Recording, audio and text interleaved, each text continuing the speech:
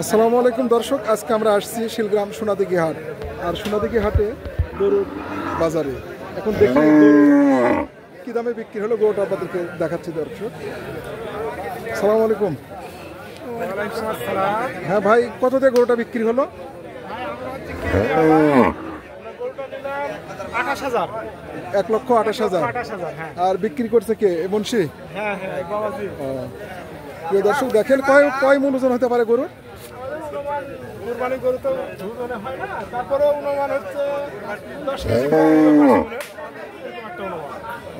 এটা হচ্ছে ক্রসের গরু, তাই না?